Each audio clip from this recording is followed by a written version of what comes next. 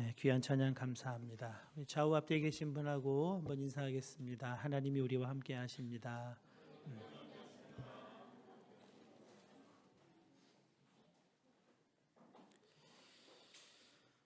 세상을 바라보는 성경의 눈은 곱지 않습니다. 긍정적이지 않고 부정적입니다. 십계명 중에 안식일을 기억하여 거룩히 지키라, 내 부모를 공경하라, 이 두 계명만 하라는 적극적인 명령이고, 나머지 8개의 명령은 모두 하지 말라는 명령입니다. 창세기 28장은 축복과 저주에 관한 말씀으로 유명합니다. 68개의 구절 중에 율법을 지켜 행할 때 받을 복에 관한 말씀은 14개의 구절이고, 율법을 지키지 않을 때 받게 되는 저주 말씀이 54개 구절입니다. 긍정 율법이 20%, 부정 율법이 80%입니다. 율법을 잘 지킬 것이라는 기대보다는 지키지 못할 것이라는 예상이 훨씬 크다는 것을 알 수 있습니다. 세상이 그렇게 만만하지 않음을 구약은 이런 식으로 암시하는데요. 신약 요한일서 5장 19절은 노골적으로 세상에 대해 이렇게 평가합니다. 또 아는 것은 우리는 하나님께 속하고 온 세상은 악한 자 안에 처한 것이며 그랬습니다. 온 세상이 악하다는 것, 그것이 성경적 세계관입니다. 세상에 대한 이러한 성경적 인식은 그렇지만 세상을 등지라고 하거나 세상을 떠나 살라는 말씀이 아닙니다. 세상에서 악한 일들을 많이 만나게 될 텐데 그것을 이상히 여기지 말라는 말씀입니다. 베드로전서 4장 12절입니다. 사랑하는 자들아, 너희를 시련하려고 오는 불시험을 이상한 일 당하는 것 같이 이상히 여기지 말고 그랬습니다. 우리가 사는 세상은 악한 세상이기 때문에 믿음으로 살려는 자에게는 불시험까지 있는 세상이라는 겁니다. 여러분, 교회를 다녀도 상처를 받습니다. 악한 세상이기 때문에 그렇습니다. 부모에게 상처받습니다. 자녀에게 부모가 상처를 받아요. 직장 상사에게 상처받고요. 직장 상사는 부하 직원에게도 상처를 받습니다. 손님에게 상처받고 가게 주인에게도 상처받습니다. 목사에게 상처받고 교인들끼리 서로 상처를 주고 받습니다. 문제는 상처를 받아도 이상하게 여기면서 낙심에 빠질 것이 아니라 상처 처리 능력을 기를 수 있느냐, 상처 받을 만한 일에도 이제 더 이상 상처 안 받고 살 수 있는 방법을 배울 수 있느냐, 거기에 있습니다. 대천덕 신부님께서 큰딸 이야기를 하신 적이 있습니다. 강원도 태백 산골짜기에 예수원을 설립하시고 사역 중에 입양한 큰딸 18개월 때 사모님과 아들과 함께 미국에 안식년을 가셨습니다. 가는 길에 사모님이 다른 모임에 참석할 일이 있어서 시카고에서 가족과 헤어져 다른 비행기를 타게 됩니다. 며칠 후에 할아버지 할머니 댁에서 엄마와 이 18개월 된 딸이 다시 만나는데 이 아이가 울지도 웃지도 않는 겁니다. 엄마를 반가워하지 않아요. 엿새 동안이나 그런 상태가 계속됩니다. 아이가 기분 나쁜가 보다 해서 풀어주고 달래주고 해서 1년 동안은 미국에서 잘 지냈습니다. 한국으로 돌아가는 길에 다시 그 시카고 비행장을 경유하게 됐는데 아이가 그 비행장에서 기겁을 하고 우는 겁니다. 아무리 애를 써도 달래지지 않고 승무원들이 애가 무슨 큰 병이 있는 줄 알고 비행기 태우면 안 된다고 말할 정도였습니다. 겨우 달래서 비행기를 탔는데 비행기 문이 닫히자마자 아이가 울음을 그치는 겁니다. 조용해집니다. 바로 그 시카고 비행장에서 1년 전 엄마와 헤어졌던 경험이 1년 동안 잠재의식 속에 숨겨져 있다가 그곳에 가니까 튀어나온 겁니다. 태어나 생모에게 버림받고 이 고아원 저 고아원으로 옮길 때마다 버림받음의 경험이 이 아이의 내면에 쌓여 있었는데 시카고 비행장에서 엄마랑 잠시 헤어졌던 그것도 버림받은 것으로 받아들인 겁니다. 그 뒤로 한국 와서 살면서 아이가 이상하게 화를 내고 엄마를 죽이겠다고 칼로 위협하기까지 합니다. 아버지이신 대천덕 신부님이 얘를 붙들면 금세 가라앉는데 엄마에게만 유독 그렇게 대하더라는 겁니다. 버림받음이 주는 깊은 상처입니다. 여러분 18개월 딸에게만 아닙니다. 인간에게 가장 두려운 일은 버림받는 것이라고 합니다. 특별히 여성들에게는 본능에 버림받음에 대한 두려움이 새겨져 있다고 지난 구역장 훈련 때 배웠습니다. 제 어머니가 중학교 3학년 때 돌아가셨습니다. 그때 어머니 나이가 한국 나이로 52세셨어요.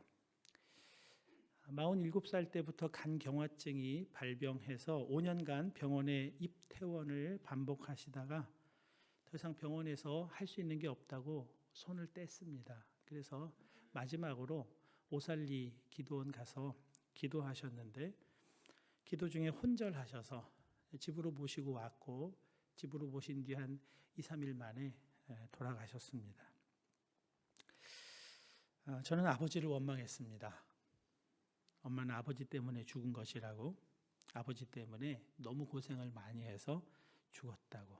누구도 그렇게 말해주지 않았는데 저 혼자 그렇게 생각했습니다. 아버지를 그리고 속으로 미워했습니다. 그 다음 해 고1 때 폐병에 걸립니다.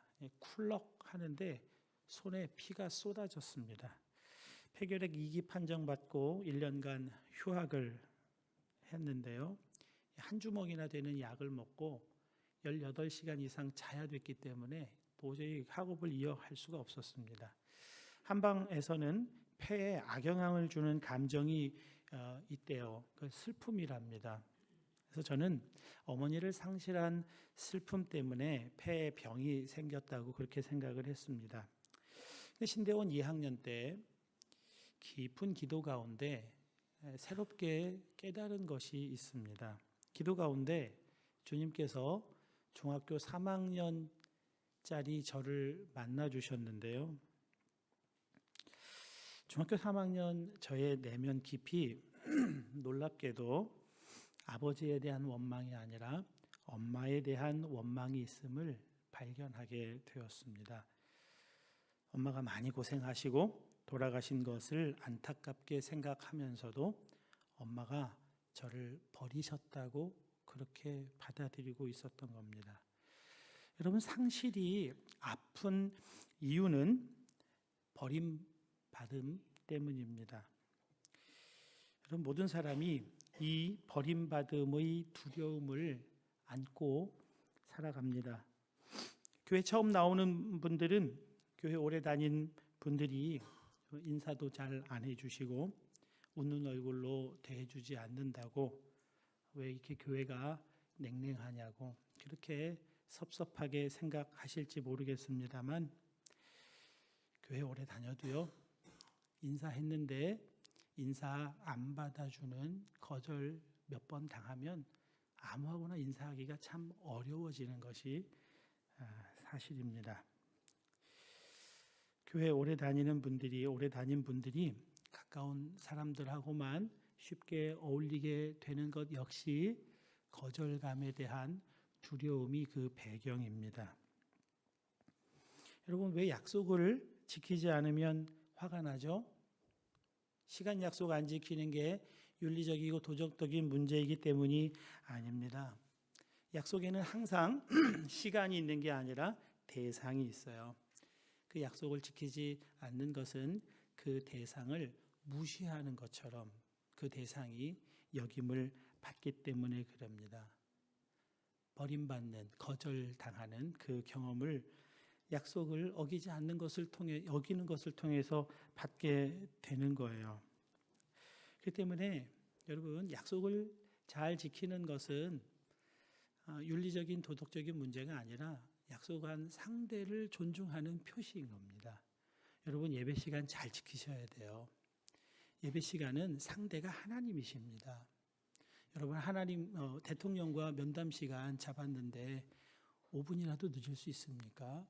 밀라노 시장하고 면담 시간 잡았는데 1분이라도 늦을 수 있습니까? 하나님을 그렇게 대하시면 안 돼요. 약속 시간 잘 지키셔야 되는 겁니다. 인간에게 가장 두려운 일은 그래서 소외입니다. 소외가 인간에게 깊은 상처를 입히는 겁니다. 마르크스와 엥겔스의 공동 집필 공산당 선언은 인간 소외를 다룬 논문인데요. 노동자들이 피땀을 흘려 생산해 한 생산품을 자본재를 소유한 자본가들이 다 차지하니까 노동자들은 자신이 생산한 생산품을 구입할 돈이 없어서 자기가 생산하고도 그 생산품으로부터 소외를 당하는 거예요. 그래서 그 소외감이 프롤레타리아 혁명으로 이어지는 거라고 그렇게 논증하고 있습니다.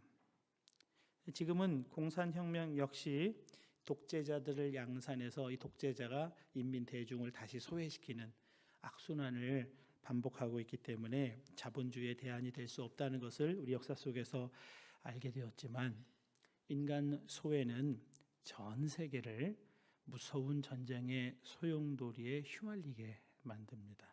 인간 소외는 정치와 경제와 같은 거대 담론의 이야기만은 아닙니다. 여러분, 성경은 인간 소외시키는 것을 죄라고 합니다. 수군수군하는 것, 흘기는 눈, 서로 눈짓하는 것. 여러분, 우리를 공산혁명보다 더 상처받게 하는 매일매일 겪는 것이 바로 수군수군하는 것 아닙니까? 왜 수군수군하죠? 누가 오면 입을 다무게 될 말을 왜 주고받는 거죠?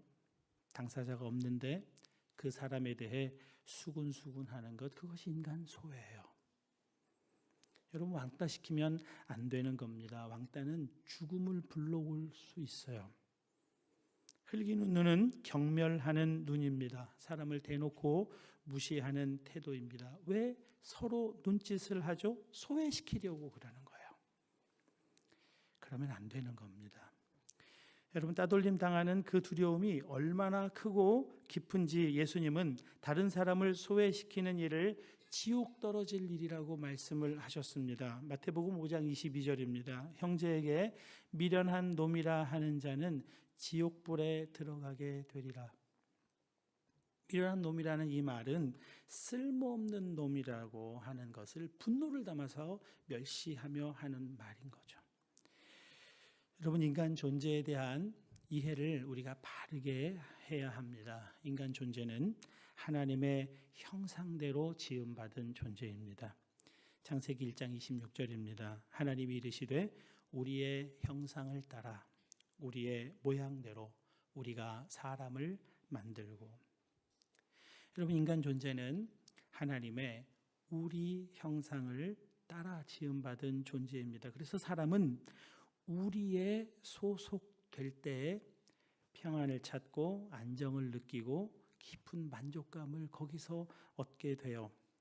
그렇기 때문에 사람을 소외시키는 일은 죄짓는 거라고 합니다. 사단이 하는 일이 그런 일이거든요. 하나님과 우리 사이를 소외시키기 위해 끊임없이 일하는 것이 사단입니다. 에덴에서 하나님과 깊은 연합, 친밀한 사귐 속에서 살았습니다. 같이 동산을 산책하는 사이입니다. 벌거벗고 있었지만 아무런 수치심을 느끼지 않는 관계입니다. 나를 아시고 내가 하나님을 아는 이 깊은 관계 속에 숨길 것도 없는 그런 연합된 관계였습니다. 그 관계가 깨져요. 사람이 하나님에게서 소외되었음을 어떻게 알 수 있습니까? 하나님을 피하는 것을 보면 알 수가 있어요. 여러분, 하나님께서 벌을 주셨기 때문에 사람이 소외되는 게 아닙니다. 창세기 3장 8절입니다. 그들이 그날 바람이 불 때 동산에 거니시는 여호와 하나님의 소리를 듣고 아담과 그의 아내가 여호와 하나님의 낯을 피하여 동산 나무 사이에 숨은지라. 사람이 하나님의 얼굴을 피해서 숨는 것이 인간 소외의 출발인 겁니다. 사람은 하나님을 자신에게서 소외시킴으로 해서 자기 자신을 철저히 소외시키는 겁니다. 구원은 하나님과 사람 사이의 소외 관계를 화해 관계로 바꾸는 것입니다. 여러분, 소외감 극복하기 위해서 아무데나 소속한다고 소외감이 극복되는 것이 아닙니다. 아무데나 소속되면요, 더 깊은 소외감에 빠질 가능성이 높습니다. 공산당에 소속되어 사회주의 혁명으로 인간 소외를 극복해 보려고 했지만 오히려 전 세계는 전쟁의 광분에 휩싸이게 되는 무섭고 끔찍한 인간 소외가 엄청나게 자행되지 않았습니까? 내가 단순히 친한 사람과 단짝을 이루면 소외감 극복할 수 있을까요? 그렇지 않습니다. 우리는 모두 하나님께 속한 존재가 되어야 소외감 극복할 수 있습니다. 여호와는 나의 목자시니 내가 부족함이 없으리로다. 내가 하나님의 것이 될 때 부족함이 없다고 고백하게 됩니다. 오늘 본문 19절입니다. 그러므로 이제부터 너희는 외인도 아니요 나그네도 아니요 오직 성도들과 동일한 시민이요 하나님의 권속이라. 본문은 그리스도인을 거룩한 시민, 하나님의 권속이라는 아이덴티티가 있다고 말씀해 주고 있어요. 가르쳐 주고 있는 겁니다. 권속이라는 헬라어 단어는 오이케이오이입니다. 하나님 아버지의 가족 구성원들이라는 의미예요. 하나님의 가족이라는 말입니다. 전에는 소외되어 외인 나그네 신분이었지만 십자가의 은혜로 하나님 가족이 되었다는 겁니다. 여러분, 이것을 복음이라고 그래요. 우리가 누구인지를, 우리가 어디에 속한 존재인지를 밝히 가르쳐주는 이 말씀이 복음의 말씀입니다. 이 복음을 알고 이 복음으로 사는 것이 상처를 이기는 길이고 상처받지 않고 살 수 있는 길인 것입니다. 더 이상 어딘가에 소속하지 못하는 상처와 외로움 이길 수 있어요. 우리는 하나님의 가족입니다. 이 가족이라는 말에 두 가지 의미가 있죠. 하나님과의 관계에서 우리가 자녀라는 것, 하나님께 속해 있는 사람들끼리는 형제자매라고 하는 것. 오늘은 하나님이 내 아버지라고 하는 점에만 좀 포커스를 맞춰, 다음 주에는 성전과 관련해서 한번 조금 더 말씀을 나누려고 합니다. 영접하는 자 곧 그 이름을 믿는 자들에게는 하나님의 자녀가 되는 권세를 주셨으니, 하나님 자녀가 되었음을 알고 믿고 그렇게 사는 것이 구원이라는 말입니다. 이것을 우리에게 알려주시는 분이 계시는데요, 성령님이십니다. 너희가 아들이므로 하나님이 그 아들의 영을 우리 마음에 보내사 아빠, 아버지라 부르게 하셨느니라. 성령님이 우리 안에 오셨다고 하는 가장 중요한 증거는 내가 하나님의 자녀임을 알고 그 자녀의 권세를 누리며 살게 되는 것, 그것입니다. 누가복음 15장에는 돌아온 탕자 이야기가 나옵니다. 탕자가 아버지 집을 멀리 떠났다가 거지꼴이 돼서 아버지 집에 돌아와 아들의 지위를 회복했다는 이야기입니다. 그런데 이 이야기가 해피엔딩으로 끝나지 않습니다. 탕자의 형 이야기로 마무리되고 있어요. 이상하게도 형은 동생이 돌아온 것을 아버지처럼 기뻐하지 않습니다. 아니, 도리어 동생에게는 큰 잔치를 베풀어 주시는 아버지에게 단단히 화가 나서 불평을 해요. 제멋대로 살다 온 동생에게 큰 잔치를 베풀어 준 것이 못마땅했지만 그것보다 더 불만은 자기에게는 염소 새끼 한 마리 주신 적이 없다는, 그게 큰아들의 불만이었습니다. 그런데 아버지의 대답이 참 뜻밖입니다. 누가복음 15장 31절입니다. 아버지가 이르되 예, 너는 항상 나와 함께 있었으니 내 것이 다 내 것이로 돼, 그랬습니다. 여러분, 이 큰아들이 몰랐던 것이 무엇입니까? 아버지의 것이면 그것이 다 내 것인 줄을 몰랐다는 거예요. 아버지랑 같이 살면 뭐합니까? 그건 아버지 아들로 사는 게 아니라 아버지 집의 품꾼의 하나로 그냥 사는 거예요. 이름만 아들이고요. 은혜로 산다는 것, 그건 어려운 말이 아닙니다. 아버지 자식처럼 살라는 거예요. 일꾼처럼 살지 말라는 겁니다. 아버지한테 인정받기 위해서 정성을 다하고 그 호의를 얻어서, 그래서 호의를 따내서 살아야 되는 그런 관계가 아니라는 겁니다. 하나님 아버지는 아저씨가 아니시라는 거예요. 저희 딸이 제가 가끔 철없는 행동과 말을 하면 삼촌인 줄 그렇게 얘기를 해요. 분명 농담으로 하는 말인데도 섭섭하게 들리더라고요. 아버지거든요. 여러분, 하나님 아버지를 아저씨처럼 대하면 하나님 정말 섭섭하십니다.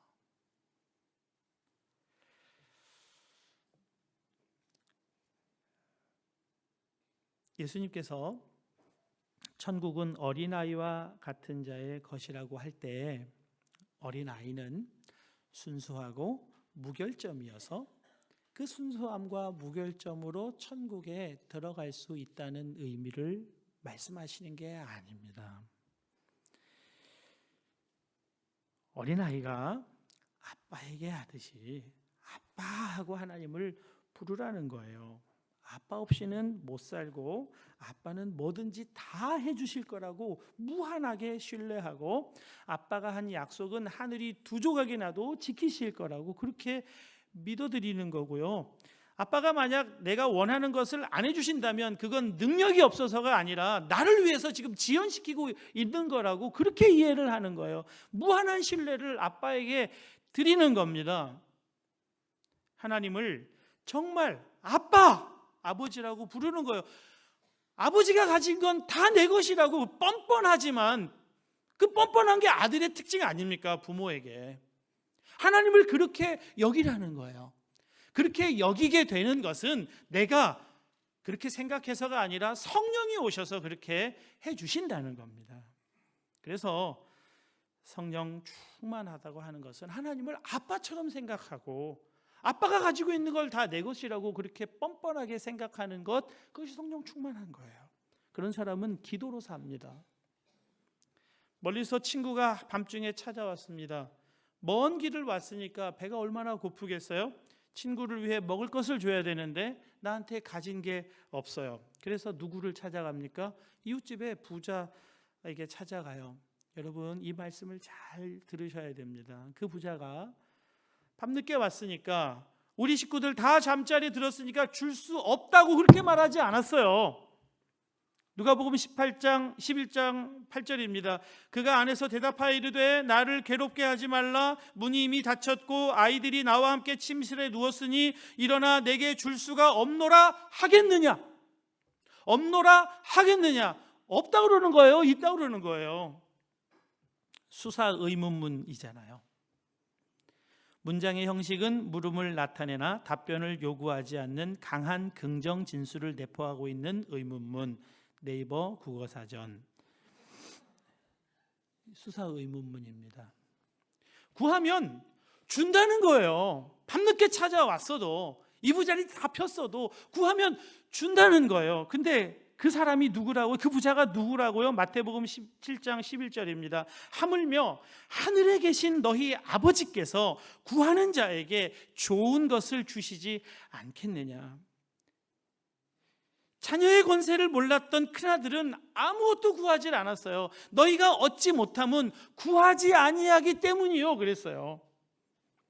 아버지의 것이 내 것이라는 이 뻔뻔하지만 당연한 권리를 주장하지 못해요. 아들이라는 의식이 없으니까. 겉으로는 효자인 척하지만 속으로는 원망과 불평이 가득해요. 그러나 성령으로 충만한 사람은 모든 것을 아버지께 구해요. 아버지의 권속이니까, 아버지 아들이니까, 내 아버지 부자니까 아버지께 구한다는 겁니다. 여러분, 우리가 소속한 곳에 기대를 걸고 살게 되어 있어요. 우리가 어디에 소속되어 있는지 그것을 알려면 어디에다가 기대를 걸고 있는지 그걸 보면 알아요. 여러분, 사람에게 기대하고 있습니까? 그러면 사람에 소속된 사람이에요. 하나님께 기대하고 있습니까? 하나님께 속한 사람인 거예요. 사랑하는 여러분, 예수님은 하나님을 우리 아버지라고 얼마나 많이 가르쳤는지 모릅니다. 오직 그분께만 무엇이든 기대하고 기도해도 된다고 하세요. 예수님이 가르쳐 주신 걸 우리가 같이 한번 좀 읽어봤으면 좋겠습니다. 한번 띄워주실래요?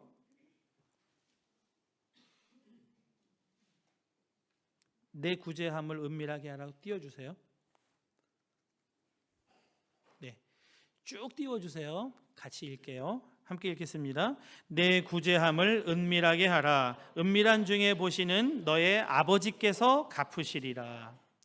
너는 기도할 때에 내 골방에 들어가 문을 닫고 은밀한 중에 계신 내 아버지께 기도하라. 은밀한 중에 보시는 내 아버지께서 갚으시리라.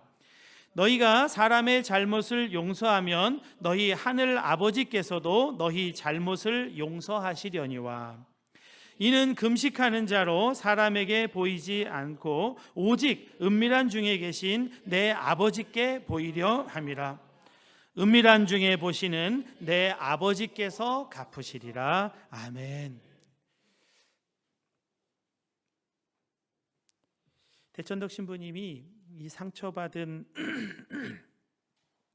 아이, 그 버림받은 상처로 엄마를 그렇게 미워했던 그 딸을 위해서 기도해요.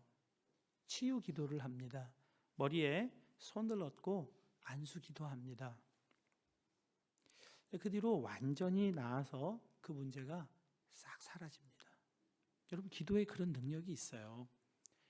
우리의 몸의 질병을 고칠 뿐 아니라 우리의 마음의 깊은 상처, 이거 치유 기도로 나아요. 해결이 돼요. 버림받았다고 하는, 상실했다는 이 상처 회복이 됩니다. 신대원 2학년 때 기도 가운데 저의 내면을 보여주신 하나님께서 아버지에 대한 미움, 원망을 가져가셨어요. 물론 엄마에 대한 원망도 가져가셨죠. 기도 가운데 우리에게 해결해 주시는 분입니다. 사랑하는 여러분, 우리가 하나님과 아무 상관없이 살면, 그래서 하나님을 소외시키면요, 그 소외의 피해가 고스란히 우리에게 와요. 로마서 1장 28절 29절입니다. 또한 그들이 마음에 하나님 두기를 싫어하매.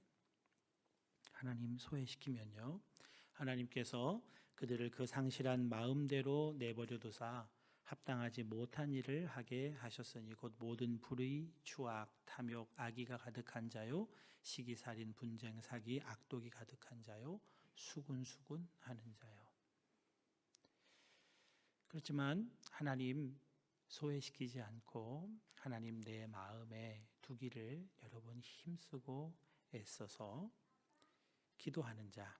그래서 아무것도 염려하지 말고 다만 모든 일에 기도와 간구로 너희 구할 것을 감사함으로 하나님께 아뢰라. 그리하면 모든 지각에 뛰어난 하나님의 평강이 그리스도 예수 안에서 너희 마음과 생각을 지키시리라.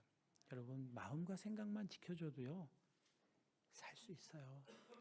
우리 속사람의 강건함만 우리가 가져도요 악한 세상에서 많이 상처받고 많이 고통당하는 그런 일들도 넉넉히 이기며 살아가요. 세상을 바꿔서가 아니에요. 내 마음이 하나님의 평강으로 지켜지기 때문입니다. 모든 지킬 만한 것 중에 더욱 내 마음을 지키라. 생명의 근원이 이에서 남이라. 다른 사람이 우리를 수군수군하고 흘기는 눈으로 보고 서로 눈짓하며 소외시켜도 소외당하지 않아요.